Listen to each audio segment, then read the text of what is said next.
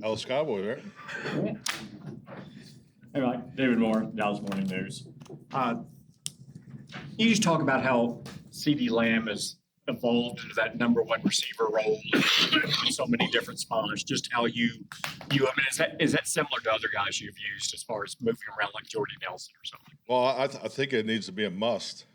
That's been my experience. And we were fortunate that we had a whole group of receivers come through Green Bay. And we feel the same way here in Dallas. That we want all of our guys to be able to move around, and, create matchups and try to break tendencies, all those things. So, but yeah, really, the number one role for CeeDee really evolved last year. I mean, this last year we played 1, 2, and 3 is how we did. So, and obviously had a huge day yesterday. I think for the season, I think it's 15 receptions on 17 targets. That's a pretty high rate. That's a high level of efficiency. Yeah. I mean, is that about as high as you? I mean, that's beyond what you're looking at as far as. Well, yeah, definitely. I mean, first thing we always talk about is ball distribution. And there's your traditional statistics. You want to be north of 70%, completion. I think Dak was at 81 yesterday. So the ball distribution was incredible. Was our number. That's the combination of completions. So we played the game the way we felt we needed to play, and I commanded it. And CeeDee's, really starting the first half. He had a huge first half. So, but yeah, that was played the way we needed to play against that defense. So. Clarence Hill for Star Telegram. Just getting back to Pollard, we talked a little bit about it last night, but 25 carries, 7 catches, and you said it was going to be a heavy lifting day, but for a guy who's never carried the ball that goes to school, what did you know he could handle that? I mean, how do you know that? I've worked with Tony now. This is year 4, so he's always showed incredible endurance. He's fought through injury, so I feel like he's definitely built for it. I think some of the most impressive things he did yesterday was in protection. I mean, he had a couple chips and they were excellent. So he's doing all the little things that we're asking of him. But yeah, as far as touching the football, he's a dynamic player. We were trying to get him on the perimeter a couple times there in the fourth quarter. Execution wasn't quite there, but when he gets in the second level, he's so dangerous. Is this a big week, though? I mean, again, you knew he could do it, or fella could do it. He's built for it, but his body had to do it. Oh, yeah, and so now you have to recover and see what he does to, can he? I was just in this conversation, before I came in here with Britt Brown. We were talking about the workload of each and every player, and we'll listen on that again tonight. And it'll affect the way we practice on Wednesday. You have to pay attention to it. So, I had a game like this. I think it was week 2, 2017, and Randall Cobb was a guy that played an astronomical number of plays. It was a hot day. The game went into overtime, so same type numbers. And practice was. We had a situation where he probably took more than he should have taken, and then had a fatigue injury the following week. So yeah, I'm very, very conscientious of how much these guys are working on Sundays. So yeah, that'll factor into the prep for Arizona. Thank you. Mike Tyler through the ESPN. Sharif Floyd, how is he doing? And what was it like on the sidelines yesterday? Was it scary at all when he was down? Oh, absolutely, it was scary. And I didn't see it right away. But by the time I got there, he was alert, knew what was going on, and so forth. So obviously, we took the high level of caution, and but he's home. He actually was in the office earlier, so he's going to just work from home today, and so they're going to check on a couple more things, and we'll check on them tomorrow. John Shaw, The Athletic.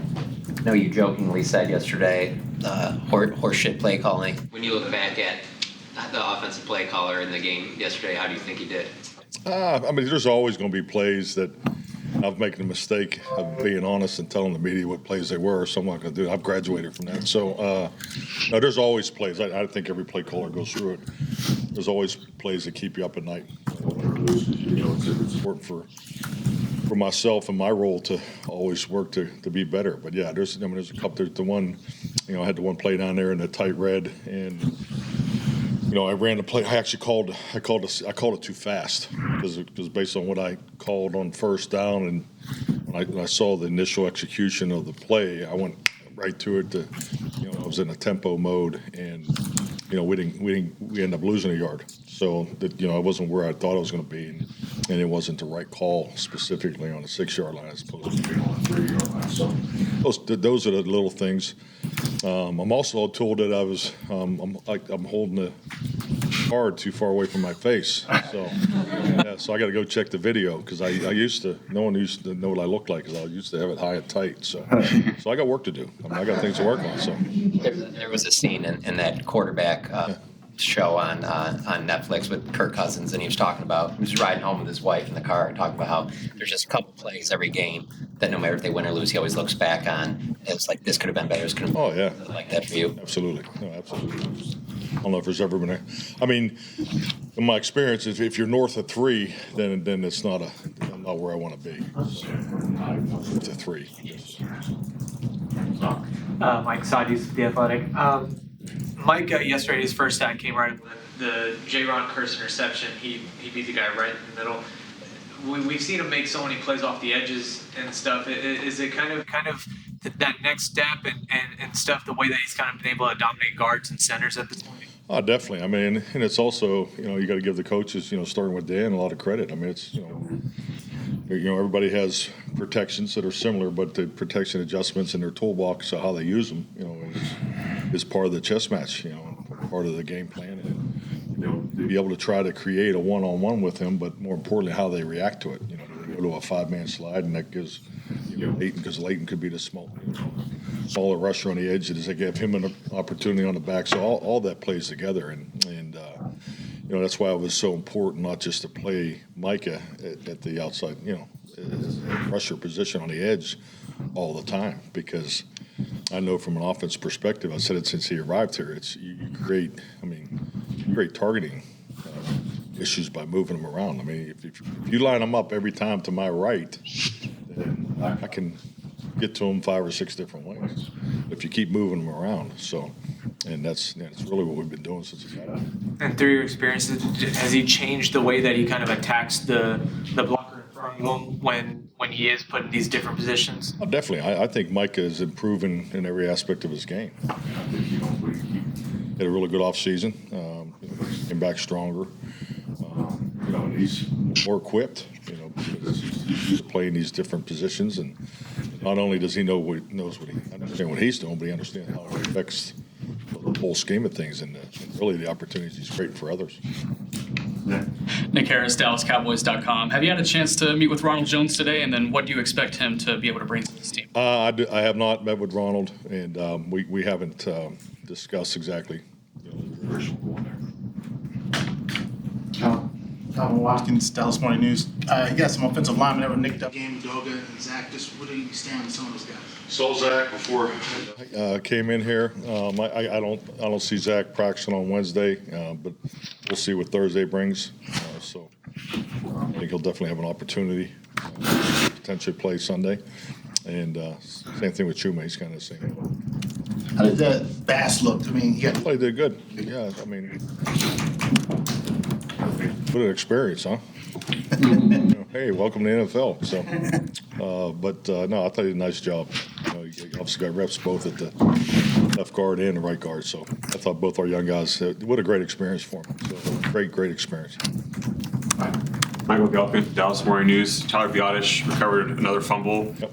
What does it say about him that he's so far downfield on those plays? Obviously, it's luck that he's recovering these fumbles to some level, but that he's in there probably isn't luck. Well, first of all, he's coachable. So, he's definitely taken the finish responsibility. He's a great example of that. He's had two weeks in a row. Those are huge plays in the game. You look at it. You just look at the turnover ratio right now. We're +7 for the season. As a goal every year. For a team, you always want to be in double digits.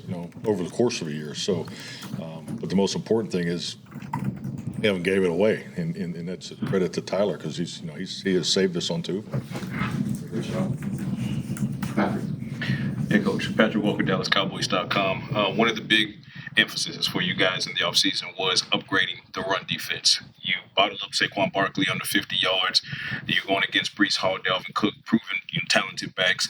None of the running backs from the New York Jets rushed for more than 9 yards. Can you talk about how proud you are of the run defense and what's the important thing to take away from that as far as going forward? Well, I think just like anything in this league, when you establish yourself, people are going to attack you a certain way, and that method has been established. See the games last year. So coming into it, our guys have a tremendous amount of pride. Block destruction is something that I thought we were excellent again yesterday. Coming off of week 1, so. And another part of it is the way we're tackling. We've had 2 missed tackles 2 weeks in a row. So, we chart all those things, and it's something we emphasize all week to win the tackling battle. So, we on the other side of I think we broke 12. We broke 12 tackles. So that's the game of football. And we talk about fundamentals. This is what we're about. We understand that that's how teams are going to attack us, and we had a lot of respect for both those backs, and we knew we had to tackle them, and we definitely hit the mark. Mike, Dak was talking after the game about his footwork and rhythm and all that kind of thing. How have you seen that on display through these first 2 games, and has he picked it up, whatever the changes have been, pretty quickly? Yeah, definitely. I mean, Dak's got tremendous work ethic. So he put the extra time in, throughout the spring training camp. You could see it come together, and I think just the connection that he has with the perimeter group, and that's part of it. I think there's clarity on exactly what the expectations are, and he's off to a really good start. I really like the way he played yesterday. Is the footwork, is it hugely different than what you guys have done your first 3 years? Some of it's different, but the basis is the same. I mean, when I first got here, we sat down with Doug and Kellen, and we have a footwork profile and throwing profile that I've been involved with since 1989. So I mean, nothing hasn't changed a whole lot. So, but I just think that everybody coaches the same plays a little differently, and that's really the transition that we've made from the past. Mike, throughout camp preseason, we asked you a lot about the limited opportunities for Brandon Aubrey. Seems like he got a lot of opportunity. And now, what's your confidence with the kicking situation? Secret weapon. Just finally let it out of the bag. But no, he's earned every one of these opportunities. I just think that we had a late start working together, so I had a chance to watch him. I think you can see clearly why we made the decision that we did, and it was important just to get the timing down. You look at the kick that he missed, in week 1. I mean, it was just rushed it. So I thought the operation was excellent, and he's very, very, very talented young kicker. So I'm glad we have him.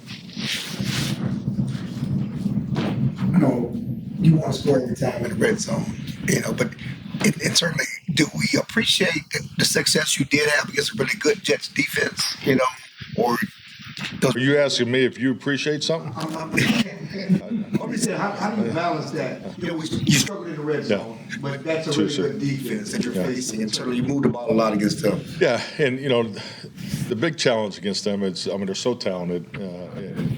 Really, their front will be one of the best fronts that we play right here. But to go the long way against that defense is hard. It's difficult. So you have to give our players a tremendous amount of credit. So, but yeah, it's when you're in that mode, it's you got to really be comfortable converting those third downs. And it was plays that we struggled on. We didn't. First and second down wasn't as productive down there in the tight red as it was the whole. I think we had 5 drives over 12 plays. That's a hell of a day. That's a lot of efficiency on offense. So, but you got to put the ball in the end zone because I think we had the ball 20 minutes in the first half, and the Jets are 1 play away from leading at halftime. So that's the beauty of this game. And the thing that I like about our team, not only did we take a step in the efficiency, took a step in the fundamentals, but our big play production has been Oh, and you have to make big plays in this league. So, really good job for the first 2 games in that area. Christy Scales, Cowboys Radio. Jordan Lewis coming back from that severe foot injury. I think it was about plays. Was that a target that you had for him? How did he come through it? Exactly. I mean, we hit the playtime mark for him, and then and everybody. It was great to see him out there. So, and I just think also it's just another excellent player on a great defense. I mean, so and it's just great to have J. Lou back. I mean, he brings so much to our locker room. His role as a leader, but to see what he has overcome to get back on the field is just say enough about. Because I mean, they're, like I said, that was a career-threatening injury. He deserves a ton of credit to get back out there. So, yeah, we just got to be smart too. I mean, it's a long year. I know he wants to play more, but yeah, we got to see working him in. Winning the time of possession battles convincingly as you guys did, what was the catalyst for that from your perspective? And then obviously, how much of a big emphasis is that for the season? Well, I mean, it goes throughout. I mean, the return game was non-existent for the most part, but the defense getting off the field, the takeaways, and then you got the 12-play drives that we had too. So offensive efficiency. So it's all those factors that play into that. Complimentary football. All right. All right, thank you. Thank you.